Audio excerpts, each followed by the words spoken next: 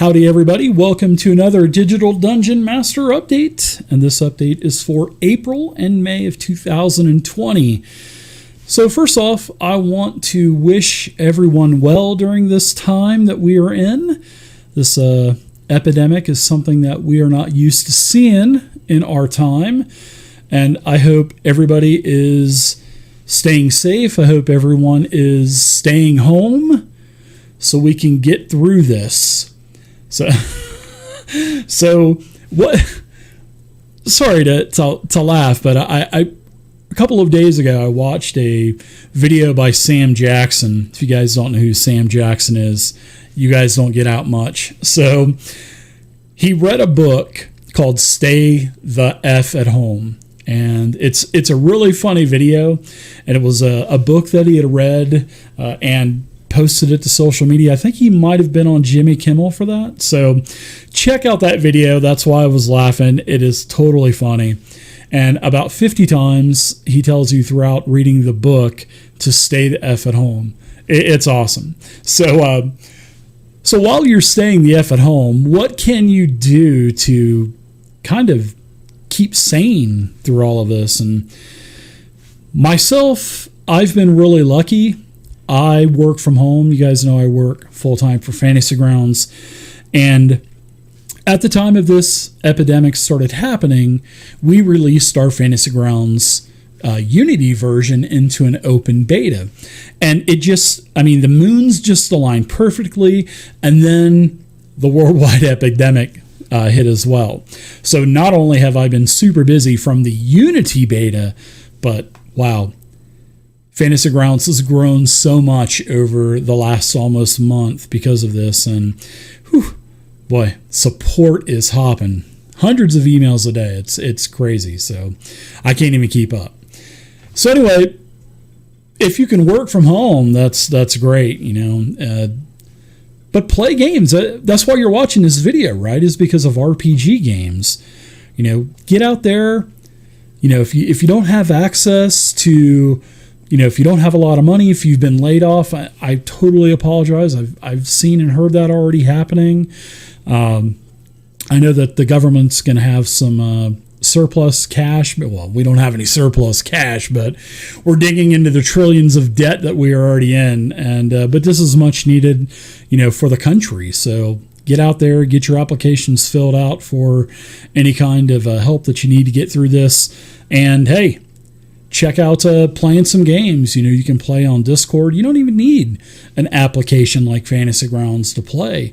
Just meet some people on an RPG website, get into Discord servers that are all about RPG games, and start introducing yourself to people and start playing some games. That will take your mind off of things for at least a couple hours anyway. You can even get on my Discord server. There's plenty of people in Discord all the time. So get in there, introduce yourself, and hey, there's games going on. And I'm sure there's more games going on now because of what's going on around the world. So I'm also going to be doing a couple of live streams throughout April and May.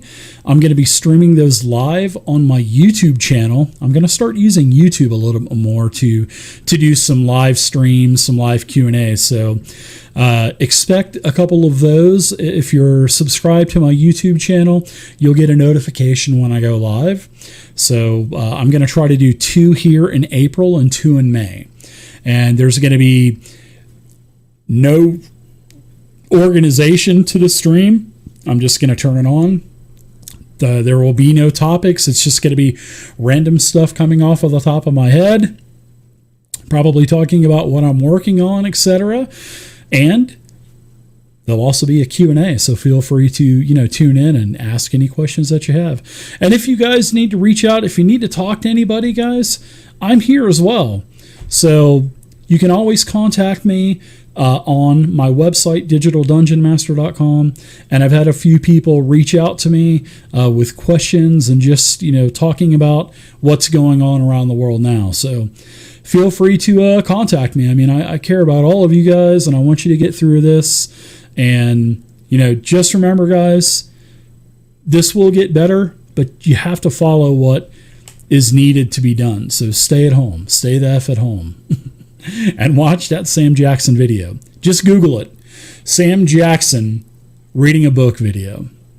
So, like I said, things have been so busy for me and my job and everything. So you guys will probably have noticed that my videos have slowed down. I mean, for January, February, and March, I was pumping videos out. I mean, massive amounts of content. But now that we have Unity Beta, the other events going on worldwide, my job has really consumed about 95% of my time.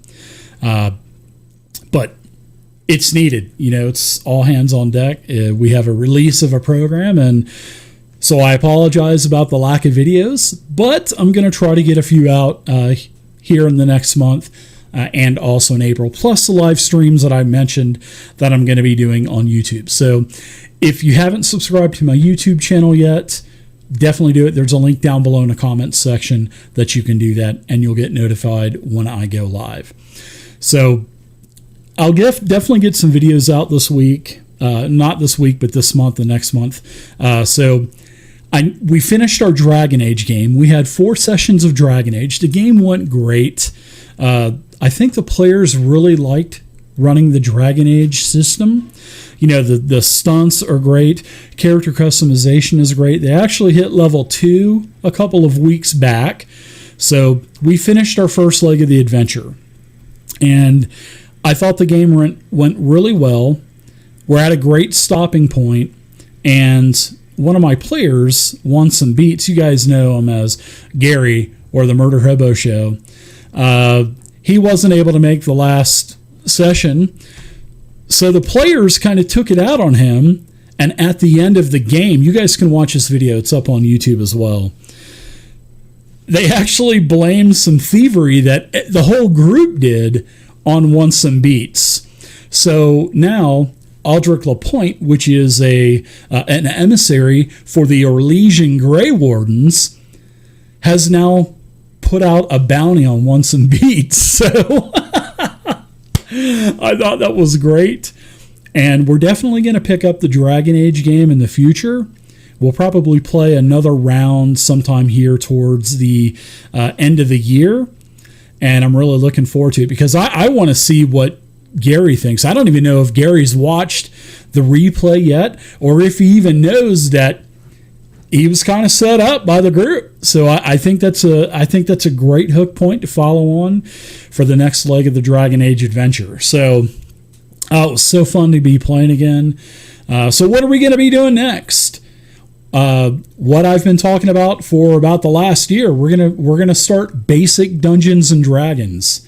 That's right, I said it. We are going to be starting basic Dungeons and Dragons this Sunday at 4 p.m. Mountain, and this Sunday is the 12th. So April 12th, 4 p.m. Mountain Time on my Twitch channel, we are going to be doing a session 0. Character creation for basic Dungeons and Dragons. So I'm going to talk a little bit about the basic Dungeons and Dragons game. First off, we're going to be running the B modules. And my goal within the next couple of years is to get through all of the B modules and all of the X modules. Maybe even some of the companion stuff as well. But I don't think we'll be doing Mastery, and I don't think we'll be doing Immortals. I do like Mastery, but I don't know. I don't know if we'll have enough content to get up that high, unless I do a lot of homebrewing and stuff like that. But I don't have the time to do a lot of homebrew, and that's why I use a lot of modules, a lot of modularized content. But Immortals definitely won't be doing that, even though I respect it and I appreciate Immortals. I just am not a huge fan of it. And I talked about this in my basic Dungeons and Dragons Let's Talk RPGs videos as well about Immortals. So, but I know for sure we're going to be doing all of the all of the B series, the Expert series, and probably some of the Master series. I'm I'm really looking forward to it. We'll be doing this over the next couple of years. So basic Dungeons and Dragons is not going anywhere, people. It's not going anywhere. And I'm really going to be enjoying playing the old school stuff that I played 30 years ago with my friends. So like I said, this Sunday we're going to be doing character creation, and we are going to roll up a couple sets of stats. We're going to roll up 2 sets of stats, maybe 3 sets of stats. The way that we're going to do our rolls, we're going to do 3d6 right on down the line. Strength, int, whiz, dex, con, charisma. That's how we're rolling it. 3d6. We're not doing any 46, keeping the dropping the lowest. And I'm going to let them do an extra roll. So I'm really going to let them do 6 rolls straight down, and then I'm going to give them an extra roll to change out wherever they want to do it. I think that's fair. Basic D&D is not D&D 5e, folks. So I'm just letting you know that. There's going to be death in this game, without a doubt. And that's why I'm going to allow them to create 3 characters ahead of time. And I'm not going to make them use the stats in order, because if I did that, if their third set of stats have a couple of 18s, they're going to do everything in their power to kill off that character.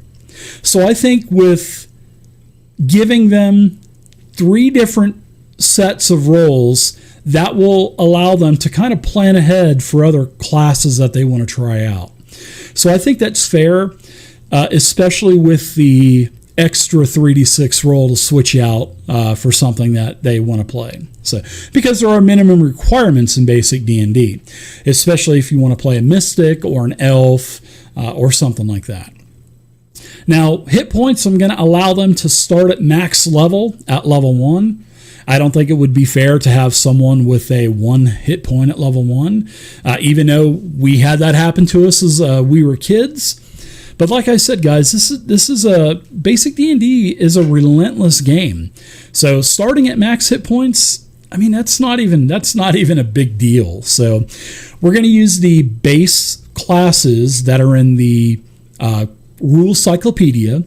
There's the human classes, which are the mage, the thief, the magic user, the thief, the fighter, and the cleric.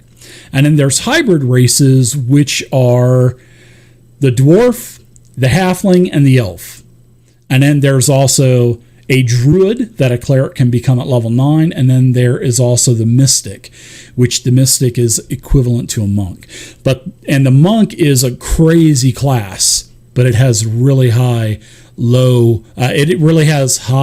requirements for ability scores. So I'm going to allow them to choose any class that they want to in the Rules Cyclopedia.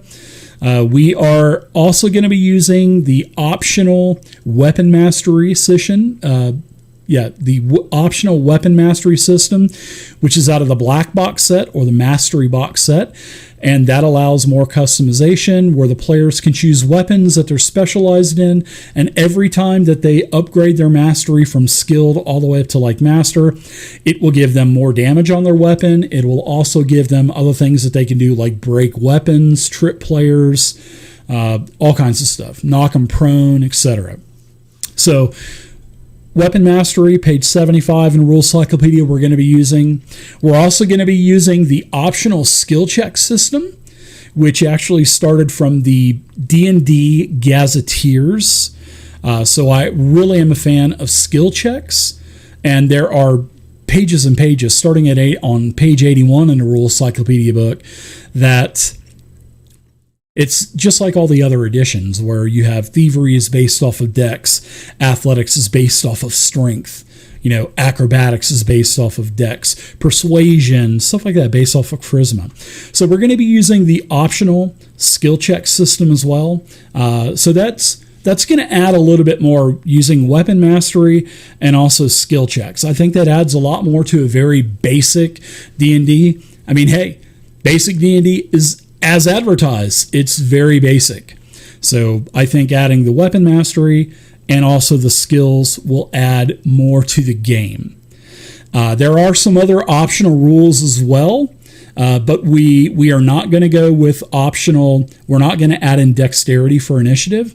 In basic D&D, it is a group roll of D6 versus the monsters roll of D6, and I'm going to give the tie to the monsters. So if there's any ties at all, they're going to the creatures or to the NPCs. We are not going to add in dex bonuses as per the optional rule. The optional rule that I am going to use is because this game is so relentless, we're going to use the optional dying rule. So in basic D&D, when you hit 0 hit points, you're dead. That's it. There's no going to negative 11 hit points like in first edition and second edition advanced. There's no 3 strikes and you're safe or 3 strikes and you're dead like in D&D 5e. Like I said, basic is relentless. So what I'm going to do to kind of, it's really not even easing up, but I'm going to give them a chance to survive another round. Because in the optional rules, in the rule cyclopedia, you can have the players do a saving throw versus death ray. And usually for most classes, saving throw versus death ray is the highest saving throw. So if a player goes to 0 hit points, they're going to do a death ray saving throw. If they fail it, then they're dead. So there's no, like I said, no negative hit points, no extra 3 strikes or anything like that. And if they make the saving throw, then they live another round. So I think that would be pretty cool as well. I'm not out to kill players, guys. I'm definitely not out. And I'm trying to give them, by giving them the extra 3d6 roll and by giving them this extra saving throw, it's not game breaking. It really isn't. So I think those pretty much are going to be the rules that we're going to use. Experience points works differently in basic Dungeons and Dragons. Not only do you get experience points for doing quests, you get experience points for the monsters that you kill, but where the majority of your experience points comes from is getting treasure. You get 1 experience point for every gold that you get. So if your party finds 500 gold, you take 500 experience and divide it up between the players in the game. That's awesome. And if you sell any magic items, you get experience for the amount of money that you sell the item for. So if you get a +1 mace and nobody needs it and you sell it for 50 gold, you get to split the experience. And also, every class gets up to a 20% experience bonus as well, depending on how good your ability score is, your primary ability score. So if you're a fighter and you have an 18 strength, you're going to get a +20 bonus to your experience points. If you have just a regular strength of, say, 13 to 15, then you don't get a bonus. Or I think it's, 16, 17 will give you or 15, 16, 17 will give you 5%, and 10, I think it's a 10% bonus. I don't think it's 20%. But I think you get up to a 10% bonus. So basic D&D is what we're going to be playing. We're going to be playing basic D&D for quite a while. We're going to be starting, like I said, with the B series. We're going to be starting with B1 in Search of the Unknown. It's a great module. It's it's like one of the only one of its kind where you have a castle and you have a dungeon. I think there's 80 or 90 different rooms. So every time they kick in a door or open up the door, I roll to see if there's an encounter. There's a percentage chance if there's an encounter. If there is, I roll on the encounter. So they could have anything from kobolds to a dragon. I'd like to see level 1 characters try to parlay their way out of meeting a dragon. Because, like I said, I'm not out to kill them. Now, if they attack the dragon and do something dumb like that, then, of course, it's game over and time to reroll some new characters, and that's where their second array of stats will come in. But yeah, and treasure works the same way. There's 25 encounter parcels and 25 loot parcels, and I really like the way that those old school Dungeons and Dragons modules are. And each one is usually 32 pages. Maybe there's the occasional 48 or 64 page. And it's not like we're going to be bogged down like doing all these 300-page hardbacks and spending a year getting through them, or even maybe more. So I think the 32-page modules are going to be great. I'm really looking forward to running basic D&D, and my players are actually really looking forward to playing. So I've also added a 6th player for basic D&D also, because most of the modules require 5 to 8 people. So if they have, we'll have 6 players. That'll also give us a little bit of wiggle room in case someone misses a game.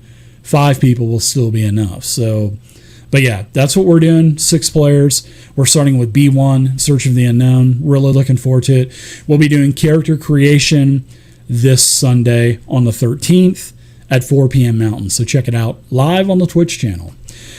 We're also going to be playing some Pathfinder 2 this year. I know my players are really looking forward to playing Pathfinder 2. They've all expressed a lot of interest in it. They all like the way that the classes and the new ancestries are built for all of the customization. So expect maybe after we play B1 and B2, then we'll probably do maybe something like Fall of Plaguestone for Pathfinder 2. But yeah, I know that I've been talking about Talislanta. I will be running Talislanta. I'll be running Talislanta towards the end of the year. I'll probably put my players that'll be playing, basic and Pathfinder 2. I'll probably put them on a break for a little while, and then I'm going to look for players that want to play Talislanta. Talislanta is a post-apocalyptic fantasy setting. There's no orcs. There are orcs, but they're called Yurs. There's no elves. There's no dwarves. It's not your typical fantasy campaign setting. So I really need I will need. Like I said, I don't want people saying, "Hey, I want to join," because I haven't even thought about this yet. It's going to be an open sandbox game. We're going to be starting in the one of the 7 kingdoms in Sibril in the capital city, and it's going to be open sandbox, and the players are going to run the game. I'm just going to adjudicate, and I'm going to do my job of being a dungeon master or a game master and present them options, and then they're just going to run with it. So, but I'll look for more players. I'll put that on my patron page. I always give my patrons first dibs on any spots that are opening up. So, but that will be here in the near future. I still have, and speaking of Talislanta, you guys know that, I did my Let's Talk RPGs video. I talked about Talislanta for at least a good hour, and I mentioned that I'm working on my player's guide and my game master's guide. Well, on my patron page a couple of weeks ago, I put up an article talking all about my Talislanta player's guide, and there's over 100 classes, all the magic. I mean, it's really nicely put together, and my players are going to have a really easy time picking up all of the content for the players. This week, I'm going to be doing another article on my patron page explaining everything that I've done with the Game Master's Guide. I've got hundreds of monsters in there. I've got all of the magic items. I've got all of the gazetteer information. I've literally got 13 books from first. Well, I'll take that back. I've got 8 books, 100% complete from first and second edition, because they are basically the same game, minus mass combat was added in second edition, and then there was one rule change where you couldn't be a primary weapon. You can't have a primary weapon skill and a primary combat skill from first edition, but in second edition they changed that so you can. So all that information's there. I had to go between the first and second edition rule books, compare all the rules, put that into Fantasy Grounds for easy reference. There's not a lot of rules anyway, but yeah, I think it really turned out great, and I'm really looking forward to playing some Talislanta. I do have 5 more Cyclopedia Talislanta books that I have.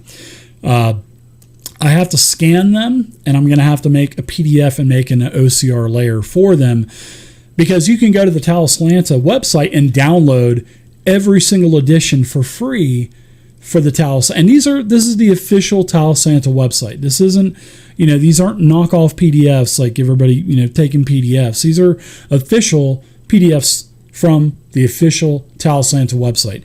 So check out talislanta.com and check out all the different editions of, you have plenty of time.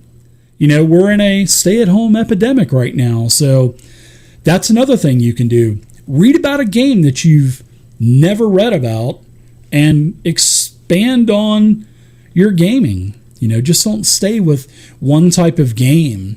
Play many games because there's so many good games out there. So yeah, definitely check that out. And I've got 5 Cyclopedia Talislantas that are not official canon per se, because they were made by Wizards of the Coast and there was some lawsuit. So they're not considered official canon. Although to me they are, because they would have never been created in the first place if they weren't going to be, official canon. So I'm using them, I'm scanning them, and I'm going to add those 500 pages because those books are about 100 pages a book. And then I'm going to cut them up and I'm going to make beautiful PDFs of them. And then I can, basically copy paste those into my game. And then I'm going to take all these cut up books and I'm going to make a beautiful hardcover with all 6 Cyclopedia Talislantas in one. And I'll show you guys that book when I'm done. That's going to be like a 600-page hardback. I'm really looking forward to doing that. But that's going to be a couple months from now. I've got some stuff I have to do with basic D&D still. So, but that's the update on my Talislanta Fantasy Grounds Players and Game Masters module. So, but I'm really looking forward to it. I'm going to do that at the end of the year, 100% sandbox. So to kind of talk about what I mentioned earlier, where I haven't put out a lot of videos. I intended, while we were playing Dragon Age, I intended on doing some character creation videos and videos on playing the game. Well, I missed the boat on that simply because I'm just too busy with work. So now that we're starting at basic D&D, I'm going to do some character creation videos for the different classes, and I'm also going to do some videos on how to work THAC0, how to play the game. Basically, I'll do some videos pretty much just on the basics of playing the game, and then I'll do a video on the optional stuff like the skill check system and also weapon mastery. So look for some basic Dungeons and Dragons videos coming pretty soon, and I'll be working on those as we're playing basic D&D. So like I mentioned, I didn't get to do the Dragon Age stuff, and I apologize about that, and I'll do those the next time that we pick up where we left off last week. Once we pick the game up again, then I'll go ahead and I'll make the Dragon Age videos like I had mentioned. And last but not least, we'll talk about my Patreon page. Like I've mentioned, you can join my Patreon community. You get Discord, you get access to the Discord server, you get voice chat.